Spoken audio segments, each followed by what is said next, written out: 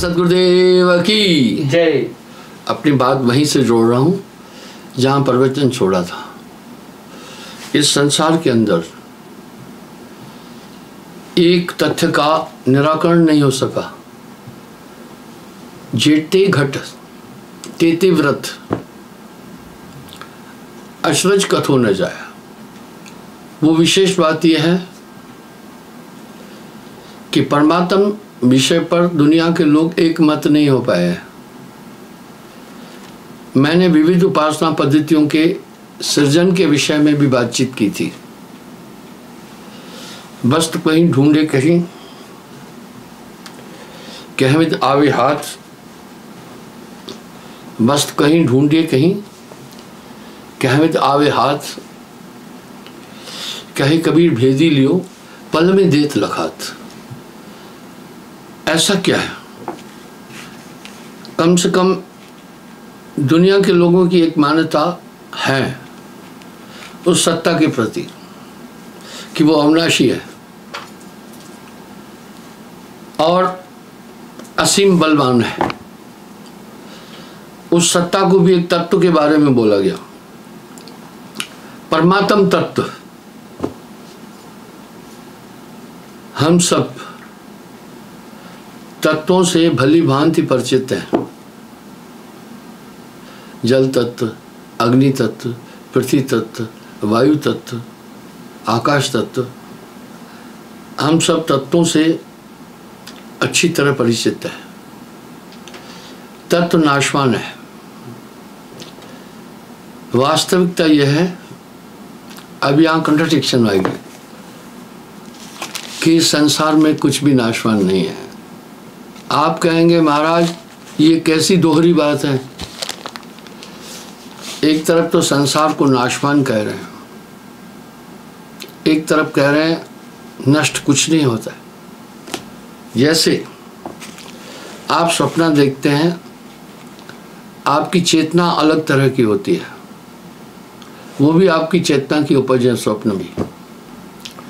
इसलिए स्वप्न में आप कई दृश्य देखते हैं, कई लोग देखते हैं, सबको पहचानते हैं। नींद खुलने के बाद वो आपकी चेतना डाइवर्ट जागृत में हो जाती है, तो वो सब आपको मिथ्या लगती है। प्रत्यक्ष में देखने से संसार नित्य लग रहा है, पर ये एक अवस्था का खेल है। जैसे स्वप्न अवस्था में भाषित सभी चीजें जागृत अवस्था में पहुंचने के बाद खत्म हो जाती है। कहाँ खत्म हो गई? वो अवस्था के कारण से थी। इस तरह ये जगत भी एक अवस्था है। इसको नानक देव जी ने एक बात कही है, जो सपना पेखना, जो सपना पेखना, जग रचना तिम जान। जो सपना पेखना, जग रचना तिम जान, इसमें कछु साचो नहीं, यह नानक साची मान। अब आप थोड़ा विचार करके देखें, पर इस अवस्था के कारण संसार के सभी पदार्थ आपको नित्य लग रहे हैं। ये वैसा ही है। स्वप्न में जब आप भयावह दुख देखते हैं, भयावह दृश्य देखते हैं, तो आप भयभीत भी हो जाते हैं, आपको कष्ट भी मिलता है। आप सिर्फ जाग जाते, सब खत्म हो जाता है। इसलिए ये अवस्था जागृत भ्रमांक है। इस अवस्था का आधार क्या है? हमारे मस्तिष्क का भाग। और मस्तिष्क का भाग इसलिए बना दिया ऐसा ताकि जीव स्वरूप तक नहीं पहुंच सके। संसार स्वप्नवत है। इसकी पुष्टि साहब ने भी वाणी में की है। जगत है रैन का सपना, ये रात का सपना। योगा वशिष्ठ में भी वशिष्ठ जी ने राम जी को साफ साफ संदेश दिया। जब राम जी ने संसार की असारता और दुखों के विषय में कहा, वशिष्ठ जी ने चौंकाने वाली बात कह दी उन्हें। कहा, हे राम, तुम किस संसार की बात कर रहे हो?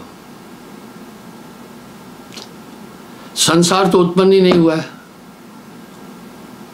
ये तो महज तुम्हारे चित्त की कल्पना है। वाह वाह, ये महज तुम्हारे चित्त की कल्पना है, वास्तव में संसार हुआ ही नहीं। यही बात नानक देव जी भी कह रहे हैं। जो सपना पेखना, जो सपना पेखना, जग रचना तिम जान, इसमें कुछ साचो नहीं, यह नानक साची मान। कहा, जैसे स्वप्न देखते हैं, वास्तविकता यह है कि स्वप्न में हमारी चित्त की कल्पना होती है।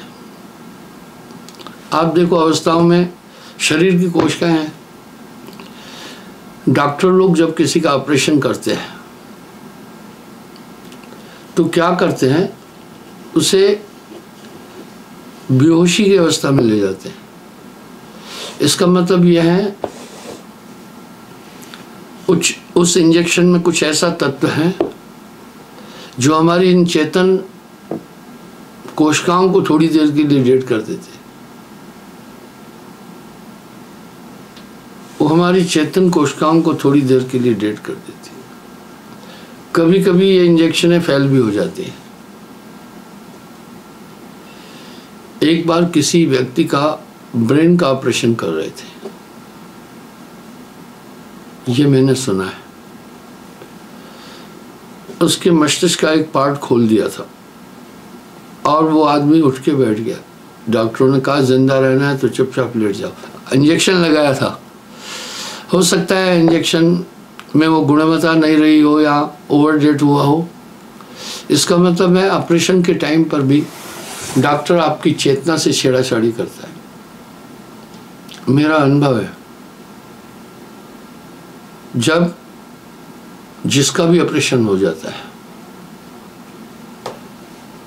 ऑपरेशन में उसकी कोशिकाओं को मंद किया जाता है, उसके बाद थोड़ी देर में होश आता है, लेकिन उसकी वो कोशिकाएं पुराने स्तर तक नहीं पहुंच पाती है जहां पहले थी। उस बेहोशी का असर उन चेतन कोशिकाओं पर पड़ा रहता है। ठीक वैसे ही जिस इंसान को दौरे की बीमारी है तो एक हाई शिवरिंग होती है, गिर पड़ता है। कुछ कुछ लोग तो मुंह के बल भी गिर जाते हैं। थोड़ी देर के बाद जब उठते हैं तो बेसुध होते हैं। वो अपने इर्द गिर्द खड़े लोगों को देखते हैं, यानी वो भूल गए हम कहाँ हैं। देखिए, एक थोड़ी देर में ही तो एक्शन हुआ ना। ये सब शरीर के गुण हैं। इसलिए जिन अवस्थाएं जागृत, स्वप्न, सुषुप्ति, तुरिया, ये सब अवस्थाएं में भ्रमांक है। अरे वाह, भ्रमांक है। ये सब अवस्थाएं भ्रमांक हैं। इसलिए मन बुद्धि चित्त अहंकार का खेल है। खेल बहुत बारीक है। खेल साहिब का बहुत बारीक है। शीश सोपे बिना ना ही पाई। इसलिए 6 शरीरों में भी आदमी पहुंच जाए तभी भी वो भ्रमांक है। आपको ध्यान होगा, मैंने साहब का एक शब्द बोला था, पिंड और ब्रह्मांड स्वप्न। वाह, पिंड और ब्रह्मांड स्वप्न।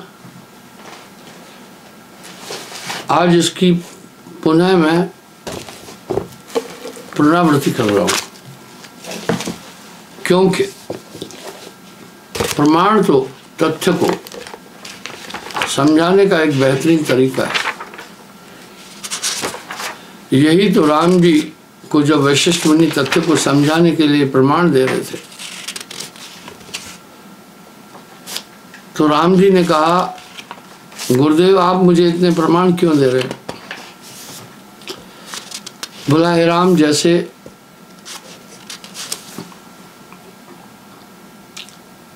सोने को परखने के लिए कसौटी है, हीरों को परखने के लिए हथौड़ी है, इसलिए तथ्य के पुष्टिकरण के लिए प्रमाण की आवश्यकता पड़ती है। वाह, प्रमाण की आवश्यकता पड़ती है। तो उसमें साहब ने बड़ा सुंदर शब्द कहा, मैं आपको वहां ले चल रहा हूं।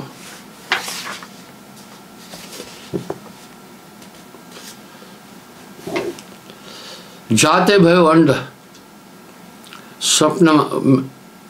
स्वप्न रूप बसे अंड मां।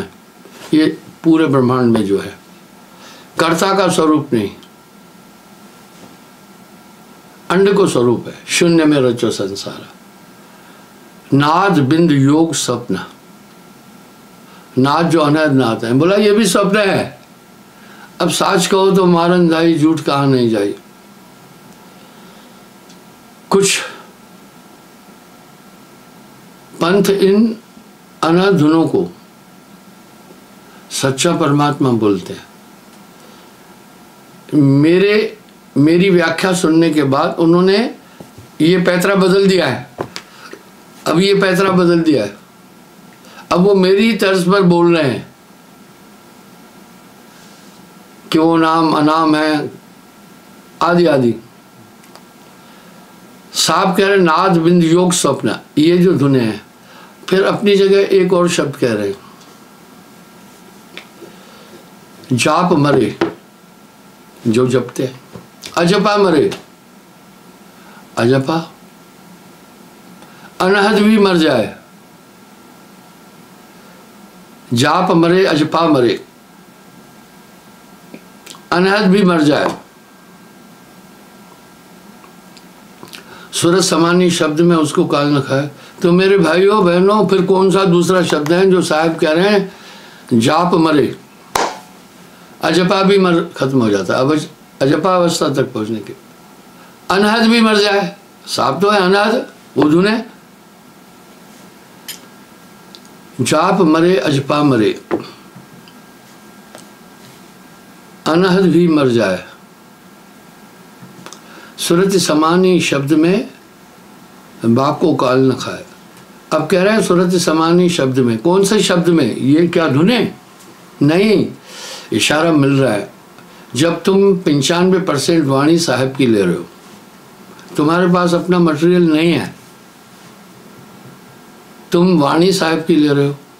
दूसरा किसकी वाणी ले रहे हो? साहब के उन संतों को जिनको साहब ने चिताया। ओवरऑल तुम्हारे पास जो तुम संतत्व की बात कर रहे हो वो कबीर साहब का मटेरियल है पूरा आपको। तो ऐसे लोग भ्रमण नहीं फैला रहे हैं संसार में। कोई आदमी किसी को गलत रास्ता बताए तो ऐतराज नहीं करता है एक बुद्धिमान। हमारा यही ऐतराज है, तुम्हारे पास अपना कोई मटेरियल नहीं है, तुमने सब मटेरियल साहब का लिया है, तुमने लोगो अपना लटकाया है। तुम्हारे लोगो लटकाने के पीछे कारण है चालाकी है।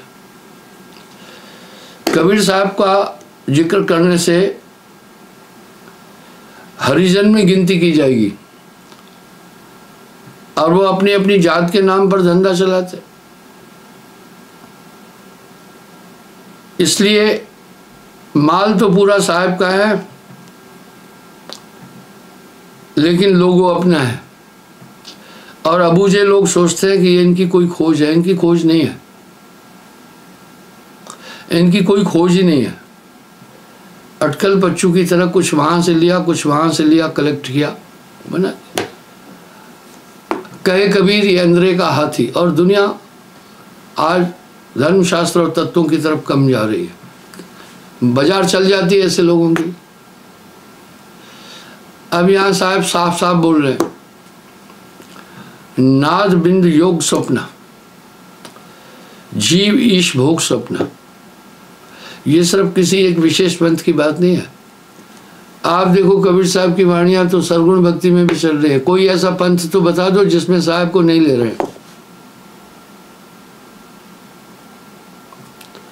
जीव ईश भोग स्वप्न,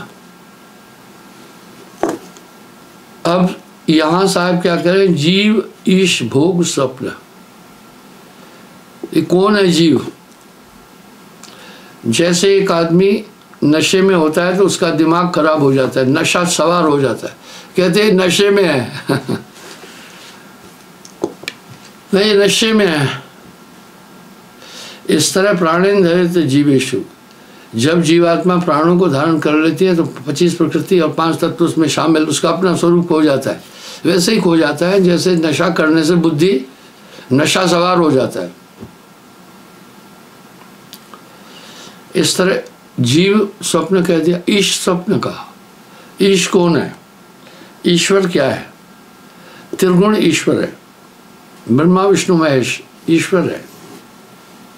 अर्थात रज तम सत, ये 3 गुण हैं, इनको ईश्वर कह रहे। साहब कह रहे ये भी स्वप्न, क्योंकि एक समय आने पर ये भी उस सत्ता में लय हो जाते। ऐसी व्याख्या ऋग्वेद में भी है कि महाप्रलय में 33 कोटि देवता भी लय हो जाते हैं अनादि ब्रह्म में। इशारा साफ है, तुम चाहे गणित कैसा भी कहो, सिद्धांत है 7 और 5 12 होते, चाहे तुम उसको 20 बनाओ, कई तर्क भी दो, तो 12 ही रहेंगे। भूमि अवतार निराकार स्वप्न रूप, अब निराकार भी स्वप्न रूप कह रहे हैं भाई, निराकार भी स्वप्न है। बात बड़ी पेचीदी हो गई। वर्तमान में दुनिया के जितने भी धर्म हैं निराकार की उपासना कर। अब साहब क्या कह रहे हैं, निराकार स्वप्न रूप है। चौंकाने वाले तथ्य नहीं है। पाप पुण्य करे स्वप्न, वेद और वेदांत स्वप्न। हाँ, पाप पुण्य करे स्वप्न, वेद और वेदांत स्वप्न। वाचा और अवाचा स्वप्न रूप स्वरूप है। बातचीत भी स्वप्न है। क्या बात है, क्योंकि ये सब चीज तो मस्तिष्क के द्वारा हो रही है। चंद्र सूर्य भास स्वप्न, पंच में प्रपंच स्वप्न। प्रपंच कहते हैं उलझुल बातें बैठकर जो लोग कह रहे हैं, कहते नहीं क्या प्रपंच मचा रखा है भाई, ये सब प्रपंच है। स्वर्ग नर्क बीच सोई स्वप्न रूप है। स्वर्ग को तो आनंदमय कह रहे हैं। जैसे माँ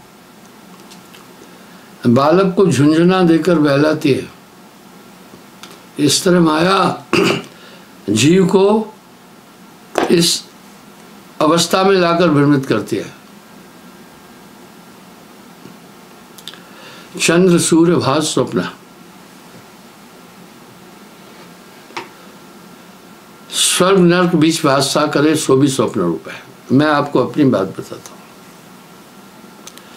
एक बार मैं नर्क की तरफ गया, सब कुछ तो काया, मैं इस पर भी बोलूंगा। मैं देखा, मैं अति सूक्ष्म शरीर में था, मैं सबको देख पा रहा था, मुझे नहीं देख पा रहा था। आप कहेंगे गप है, आओ प्रमाण देता हूं। एक बार वशिष्ठ जी, ये प्रसंग भी योगा वशिष्ठ में है, जिनको शंका है उसमें देख लेना। इंद्र के पास पहुंचे सूक्ष्म शरीर में, इंद्र को हिलाया, इंद्र ने अपनी पूरी शक्ति लगाई। बाद में लेकिन नहीं रोक पाए, नहीं देख पाए। इंद्र ने बोला, हे आत्मा तुम कौन हो? मेरे आगे यक्ष किन्नर भूत प्रेत आदि नहीं आ सकते। तुम कौन हो? न प्रेत आत्माएं आ सकती है जो मुझे नहीं दिखाई दे रहे हो। वशिष्ठ ने कहा, हे देवराज इंद्र, मैं वशिष्ठ हूं, प्रमाण देता हूं। जब किसी में प्रेत आत्मा का प्रवेश होता है तो वो उसकी अपनी चेतना को वो भी उलट देता है। तब उससे पूछते हैं तुम कौन हो? वो बताता है मैं फलाना हूं, जबकि वो फॉर्मलेस था, बॉडी नहीं थी, दूसरी बॉडी में आकर बैठ गया। मैं लोगों से कहता हूं जिंदगी में कितनी भी तकलीफ मिले सहना, असाध्य रोग हो जाए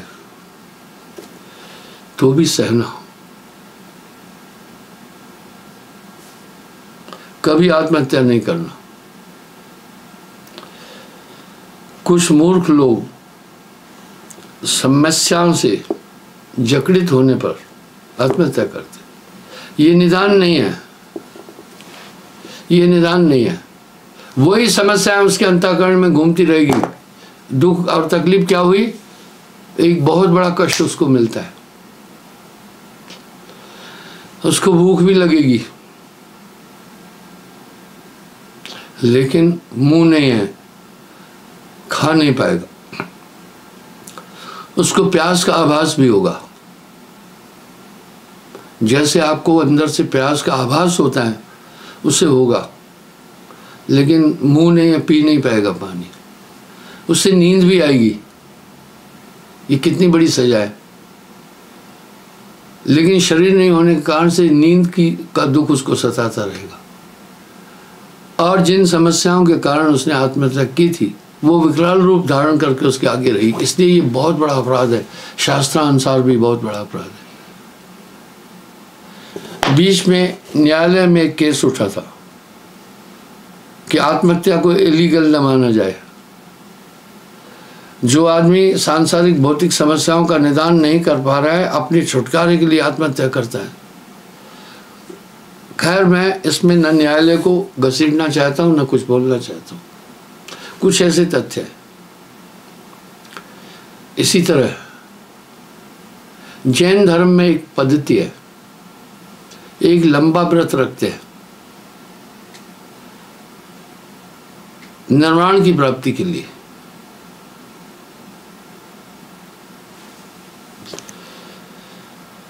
उसमें वो अन्न वगैरह ग्रहण नहीं करते हैं, शुद्ध चेतना में रह करके वो अपने शरीर को उसमें शुद्ध चेतना में बैठकर शरीर को त्यागते हैं, अन्न जल से परे हो जाते हैं। इस पर किसी ने जयपुर में शायद या किसी जगह हाई कोर्ट में मुकदमा कर दिया कि इस प्रकार का व्रत आत्महत्या में माना जाए। लेकिन जैनी मुनीषियों ने और विद लोगों ने कहा नहीं, ये हमारे धर्म की एक प्रथा है कि इस लंबे व्रत से शरीर को छोड़ना, ये आत्महत्या नहीं है, क्योंकि ये एक शुद्ध चेतना में समाविष्ट होकर बॉडी से निकलता है। ये एक निकलने का, ये व्रत शरीर से निकलने का एक संसाधन है। छोड़िए, मैं इस पर अपेक्षा नहीं कर रहा हूं। मेरा ये मानना है, मेरा ये अनुभव है। मैंने अपनी अध्यात्म यात्रा में भी ये बात बोली है। मैंने बहुत दिन भोजन नहीं किया, बहुत दिन पानी नहीं पिया, बहुत दिन नहीं सोया, मैंने बहुत दिन श्वास नहीं ली। मेरी इस बात को दुनिया का कोई भी वैज्ञानिक कभी स्वीकार नहीं कर सकेगा, सच है। पुष्टि मिल रही, ज्ञान भूमि के बीच लगत ना भूख और प्यासा, मैं जीवित रहा। हाँ, आप यूं कह सकते हैं, उस समय मेरे अंदर जीवित रहने की इच्छा शक्ति थी, आप ऐसा कह सकते हैं। लेकिन वो व्रत रखने वाला, वो व्रत रखकर यही आकांक्षा करता होगा कि मेरा शरीर छूट जाए। स्वेच्छा निर्मित तन, अब साहब भी ये कह रहे हैं अपनी इच्छा से ये तन है, आप तन में है ही नहीं। कहेंगे क्या महाराज पागलपंती की बात कर रहे हैं, आत्मदेव अगर तन में है तो फिर कह दो क्या? ये बड़ी अनूठी बात बोल रहा हूं मैं। अगर बाहर है तो बॉडी कैसे चलेगी?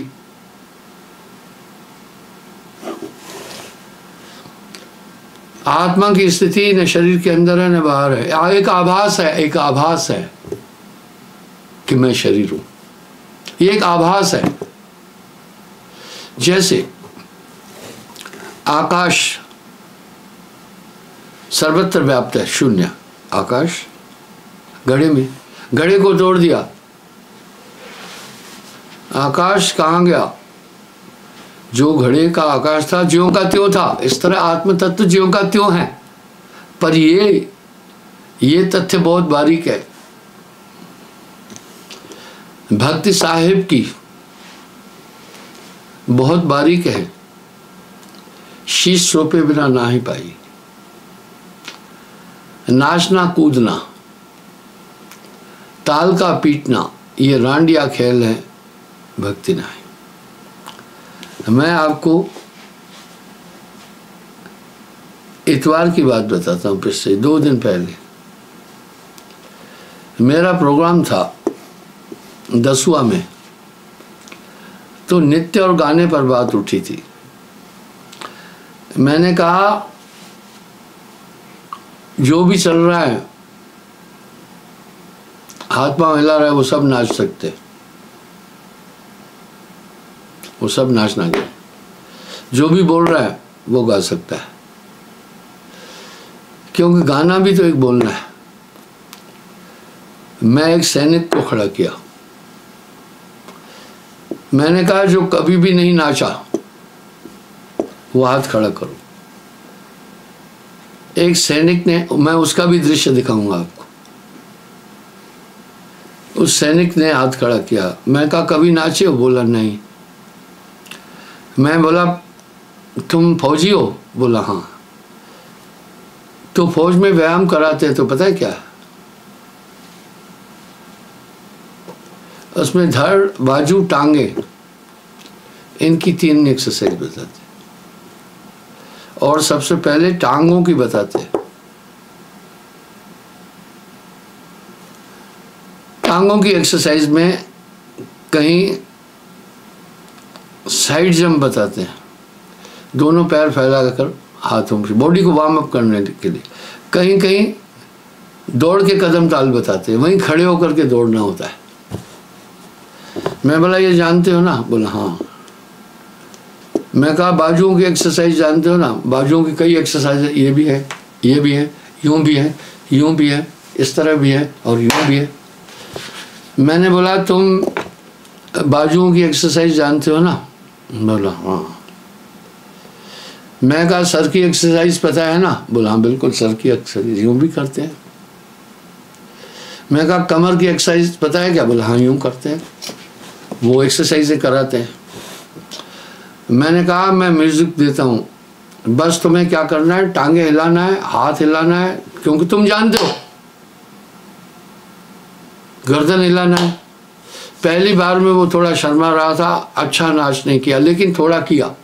मैं कहा नहीं अब थोड़ा सा खुलकर नाच करो, शर्म आ रही है तो ये सोचो कोई नहीं बैठा है, या यूं बैठो बेवकूफ बैठे हैं।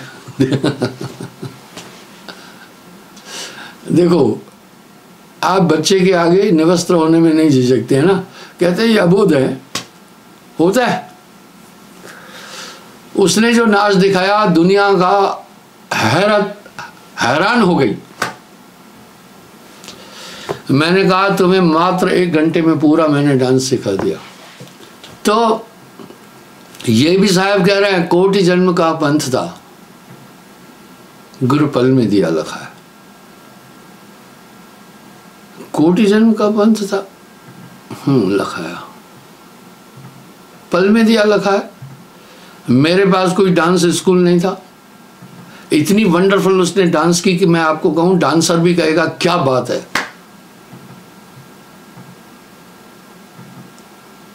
लोगों ने बेशुमार तालियां बजाकर अभिवादन किया। मैं उदाहरण दे रहा हूं, अहंकार नहीं हूं। एक लेडी ऑफिसर है बीएसएफ में, अच्छी पोस्ट पर है, डॉक्टर है, कमांडेंट पोस्ट पर है। वो माधोपुर में थी, बीएसएफ के डॉक्टर चाहिए, आर्मी में भी चाहिए। वो 16 महीने पठानकोट में जा कर के गायन सीखा 16 महीने। लेकिन जब गाती थी तो उसकी आवाज़ एंड में बारीक हो जाती थी बड़ी, उसका स्वर नहीं बनता था।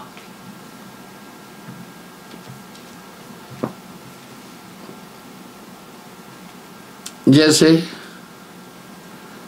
मन तड़पत गुरु दर्शन को आज, वो क्या करती थी, वो गाती थी मन तड़पत गुरु दर्शन को आज, यानी रिदम नहीं बना रही थी। क्यों? उससे पेट में उतरना नहीं आ रहा था। हम बोलते हैं कुछ दंतक शब्द है, कुछ तालु के शब्द है, कुछ कंटक शब्द है, कुछ हृदय से शब्द है, कुछ पेट से निकलते हैं। हम बोलते हैं। मैंने उसको कहा भाई देखो, आपकी जो आवाज़ है ना, जब आप ऊंचा उठाते हैं ना उस समय बिखर जाती है, तो राग नहीं बन पाता है। आप पेट में उतरना सीखो ना। बहुत बेहतरीन गाने लगी, फिर बहुत बेहतरीन। उसने क्या शब्द बोला, मैं अहंकार से नहीं बोला, बोला जो 16 महीने में नहीं सीखी आपने 1 मिनट में सिखा दिया। वाह क्या बात है। यहाँ साहब क्या बोल रहे हैं, कोटि जन्म का पंथ था, कोटि जन्म का पंथ था, गुरु पल में दिया लिखा है। मेरा क्या मानना है, घमंडी नहीं हूं मैं, दुनिया में किसी भी आदमी की नकल नहीं करता हूं, नहीं करता। कहेंगे बड़े घमंडी हो, जरूर कहेंगे। मैं सोचता हूं ये मस्तिष्क के बेस पर चल रहा, मस्तिष्क की एक सीमा है। ये तो उसके मस्तिष्क की उपज थी ना, उसको मैं नहीं फॉलो कर सकता हूं। मैं कंसंट्रेट हूं, शायद मैं उससे कई गुना ज्यादा कंसंट्रेट हूं, इसलिए मुझे सिर्फ साहब को पकड़ना है, वो अतुल्य है। आप कहेंगे महाराज घमंडी, नहीं नहीं नहीं, कुछ भौतिक चीजें हम दूसरों से ग्रहण कर सकते हैं, लेकिन जो अध्यात्म है वो बुद्धि का विषय नहीं है। मैं अध्यात्म में हूं। कबीर एको जानिया तो जाना सब जान, कबीर एक न जानिया तो जाना जाना जान। भौतिक विद्याओं में पूरा जीवन लगाओ तो भी कम हो जाता है। मस्त यानी निरंजन का विस्तार इतना ही है, तो जाना सब जान। कबीर एको जानिया तो जाना सब जान। हाँ, सब कुछ जान गए, वो सर्वज्ञ हो गया।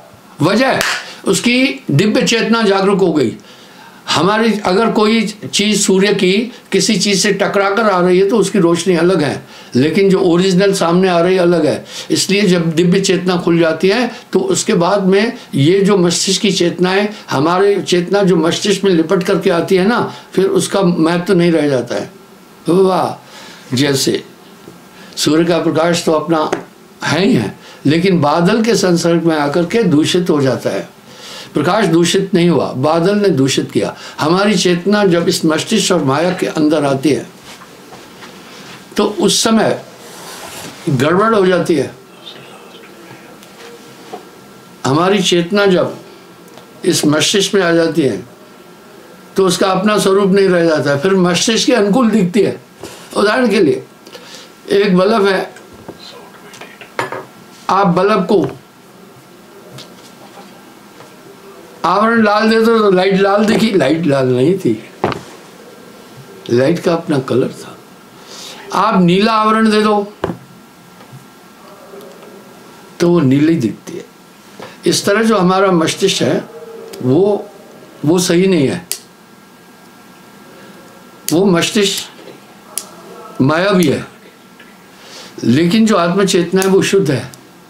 हालांकि प्रकृति जो है वो चलती ही हमारी चेतना के द्वारा है। आपकी चेतना है, जैसा आपके मस्तिष्क की बनावट है वैसे ही होगा। वो आपके जेनेसिज्म पर डिपेंड होती है। इसलिए इंसान का दिमाग भी अपने में वंशजों पर होता है। अब यहाँ कुछ लोग भूल करते हैं, जो आपके पुरखे हैं उनको पूर्वज कहते हैं और आप उनके वंशज हैं।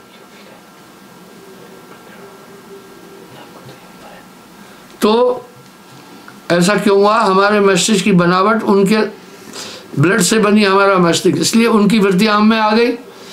भाई सीधी बात है, नाक भी उनकी तरह हो जाता है, आंखें भी उनकी तरह हो जाती है,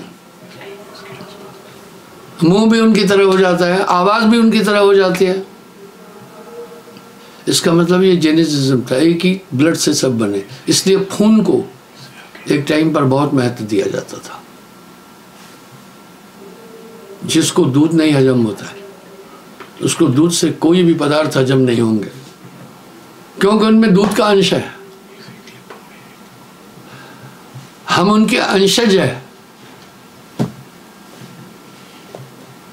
हम उनके अंशज हैं। इसी प्रकार मस्तिष्क, मैं कहता ब्रेन इज ए फ्रॉड। शायद दुनिया में कोई आदमी ये शब्द नहीं बोला होगा। मैं जानता हूं बुद्धिजीवी मुझे पागल भी कह सकते हैं, वो तो हैं ही, क्योंकि जगत की नजर में भगत गया और भगत की नजर में जगत गया, इसलिए उसके बाद कुछ सीखना बाकी नहीं रह जाता है। हाँ, किसी ने कह लिया सीखने के लिए पूरा जीवन भी कम है, ये तो उसके मस्तिष्क की बात थी। उसका मस्तिष्क एक परिधि में था, या तो जागृत में था, या तो स्वप्न में था, या तो सुषुप्ति में था, या तो तुरिया में था। ये सभी अवस्थाएं भ्रमांक है, ये सब अवस्थाएं भ्रमांक है। इनसे परे हटकर जब वो शुद्ध चैतन्य स्वरूप में होता है तो वो अपना स्वरूप कभी नहीं खोता है, इसलिए वो एवरग्रीन है। मैं प्रमाण देता हूं, आत्मा चेतन रूप है। आप अगर एक उज्ज्वल प्रकाश के ऊपर काला आवरण दे दो तो काला हो जाएगा, दूषित हो गया। इस तरह काया में आते ही आत्मा इन पंच तत्व गुणों को, 25 प्रकृतियों को धारण कर लेती है। हमारी आत्मा ज्यों की त्यों है, पात्र उसको खराब मिले, जैसे भी शरीर में गई वैसे ही अनुकरण करेगी। पर जब आप गौर से देखेंगे तो सभी जीवों के अंदर आपको आत्मदेव नजर आएगा। तभी तो कहा जिधर देखता हूं उधर तू ही तू है। आखिर क्यों जाता है एक महापुरुष के आदमी? बड़े बड़े वैज्ञानिक जाते हैं, बड़े बड़े डॉक्टर जाते हैं, बड़े बड़े इंजीनियर जाते हैं, क्योंकि उनके पास इस चेतना के अतिरिक्त कुछ चेतना है। उनके पास एक विशुद्ध चेतना है, एक दिव्य चेतना है। वो अपने चेतन स्वरूप में इसमें रहकर भी ऊपर उठ गए, उसमें रह रहे। इसलिए एक रंग में, वाह, वो फिर उससे नीचे नहीं आना चाहते। क्या आप दलदल में जाना पसंद करेंगे? क्या कभी नहीं, आप दलदल में नहीं जाना पसंद। इसलिए वो अपने स्वरूप आनंद में रहता है, उससे वो नीचे नहीं आता है। इस शब्द को साहब ने बड़े सुंदर अलंकार से अलंकृत किया है।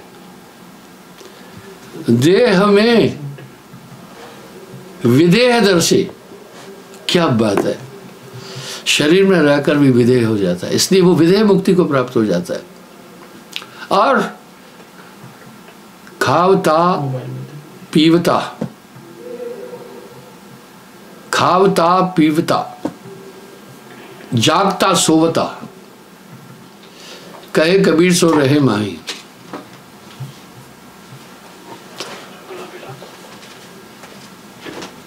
कहे कबीर सो रहे माही। अब यहां वो कह रहे हैं फिर खाते पीते जागते सोते वहीं रहता है, इसलिए शरीर के पूरे गुणों से ऊपर हो जाता है। इसको गुणातीत कह दिया। देह में विदेह दर से वो विदेह हो जाता है, अपने स्वरूप को कभी नहीं खोता है। इस मस्तिष्क की चेतनाओं से परे हो जाता है। इसलिए कहा यह मन से परे हो गया। मन ही के हारे हार है, मन ही के जीते जीत। मन के हारे हार है, मन ही के जीते जीत, पार ब्रह्म को पाइए मन ही के प्रतीत। विज्ञान भी आपको कुछ बता रहा है, लेकिन विज्ञान क्या है? मस्तिष्क की उपज ही तो है ना। इसका मतलब है मनुष्य के मस्तिष्क में भी बहुत कुछ भौतिक में भरा पड़ा है, लेकिन ये मस्तिष्क आपको परम तत्व की तरफ जाने के लिए कभी भी अलो नहीं करेगा, चाहे वो कितनी भी तपस्या कर ले। बिन सद्गुरु पावे नहीं, कोटिन करे पाए। इसलिए अध्यात्म एक बहुत सूक्ष्म सब्जेक्ट है। वैज्ञानिक लोग भी, मैंने आपको न्यूटन का उदाहरण दिया था, जब भौतिकी खोजें करते हैं तो अपने को एक जगह कंसंट्रेट कर देते हैं, वो अपने को एक जगह कंसंट्रेट कर देते हैं। न्यूटन को तो एक लेडी रोज आकर के उसकी टेबल पर चाय रखती थी, भोजन रखती थी, वो इशारा कर देता जाओ। एक दिन न्यूटन को उस लेडी ने कहा, सुनिए आपसे कुछ बात करनी है, अभी आपको वो दृश्य दिखाऊंगा। न्यूटन ने पूछा, तुम कौन हो? ये वो सैनिक है जिसने कभी जिंदगी में नृत्य नहीं किया था, उसके बाद ये बड़ी स्पीड भी पकड़ा था। क्या बात है, अच्छा डांस। लोगों का हंस हंस के पेट में दर्द हो गया। ये कला उसके देखिए अभी भी लोगों के चेहरे पर हंसी है। ये कला मात्र उसको 1 मिनट में सिखाई। दुनिया में सीखने वालों की कमी नहीं है, सिखाने वालों की नालायकी है। वाह। इस तरह आप देखें, आपके पास वो नित्य मैंने ट्रांसमिट कर दिया, आपने देख लिया। इस तरह दिव्य शक्तियों द्वारा सब कुछ हो रहा है। जो गुरु बसे बनारसी दीजे सूरत पठाए, शब्द तुरी असवार है पल आवे पल जाए। जो गुरु बसे बनारसी शिष्य समुंदर तीर, एक पलक बिसरे नहीं जो गुण है शरीर। इसलिए जब आपकी चेतना एक जगह कंसंट्रेट हो गई तो आप इससे फिर अलग है। यहाँ फिर आप इस झमेले से बाहर निकल जाते हैं। बस ना कहूँ गया नहीं कहीं आया, दिल में खोजो यही दिल में खोजी, यही करीम आराम। क्षमा चाहता हूँ, समय हो रहा है, कल पुनः मैं हाजिर हो जाऊँ।